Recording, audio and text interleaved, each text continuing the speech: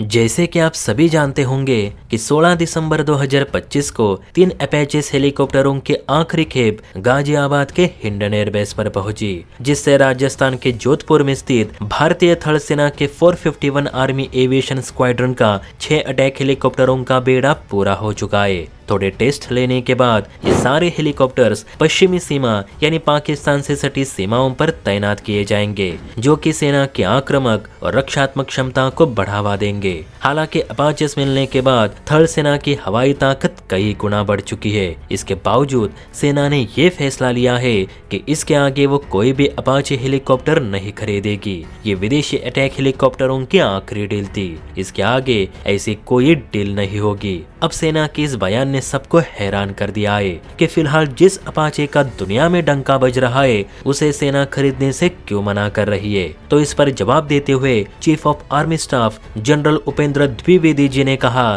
कि ये जरूरी नहीं कि अपाचे को अमेरिका ने बनाया है तो वो हर जंग में हमें जीत ही दिलाएगा। जरूरी ये है कि अपाचे इंडियन कंडीशंस के हिसाब से कितना कारगर साबित होगा। सेना प्रमुख ने कहा कि अपाचे बेशक एक घातक चॉपर है और फिलहाल तो इसके टक्कर का कोई नहीं, लेकिन जब बात हाई अल्टीट्यूड मिशंस की आती है, वो भी सियाचिन जैसे इलाकों में, तो अपाचे वहां हमारे मानकों पे खरा नहीं उतरता। हमने ये 6 अपाचे इसलिए खरीदे ताकि घाटी के जंगलों या पीओके में डीप स्ट्राइक मिशंस को अंजाम दिया जा सके, लेकिन वहां एलएसी पर चाइना से निपटने के लिए हमें प्रचंड जैसे हेलीकॉप्टर्स की ही जरूरत है, जो 20,000 फीट की ऊंचाई पर भी बड़े आराम के साथ उड़ लेते हैं। और पाकिस्तान से ज्यादा तो हमें खतरा चाइना से ही है। यही कारण है कि भारतीय सेना ने अपाचेस के बदले स्वदेशी प्रचंड हेलीकॉप्टरों की एक बड़ी ऑर्डर एचएल को दे दी है, जिसके तहत 156 यूनिट अगले साल से सेना को मिलने शुरू होंगे।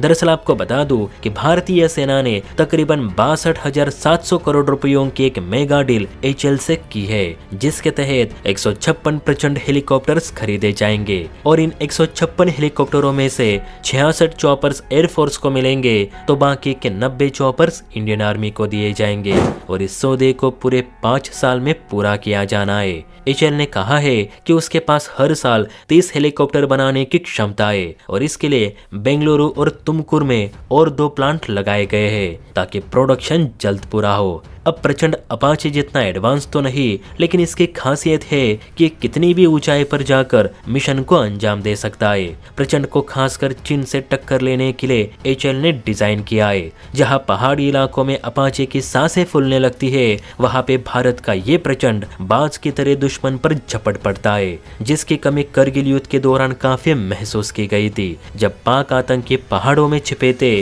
और सेना के पास ऐसा कोई हेलीकॉप्टर नहीं था जो वहां जाकर उनका काम तमाम कर सके।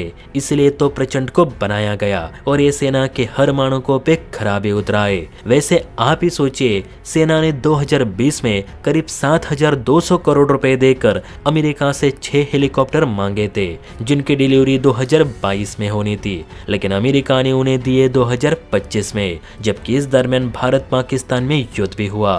तो सोचिए, अगर 156 हेलीकॉप्टर्स के ऑर्डर हम अमेरिका को देते तो वो इनकी डिलीवरी में कितने साल लगाता। अभी भी तेजस के इंजन्स नहीं मिल रहे, तो एचएल वायुसेना को तेजस बनाकर नहीं दे पा रही। अमेरिका जानबूझकर भी डिलीवरी में देरी करता है ताकि वायुसेना के पास हथियारों की कमी बरकरार रहे। तो आप ही बताइए कि सेना ने अपाचेस के बदले स्वदेशी प्रचंड हेलीकॉप्टर की डील करके सही किया या गलत? हर एक कमेंट करके अपनी राय जरूर दे।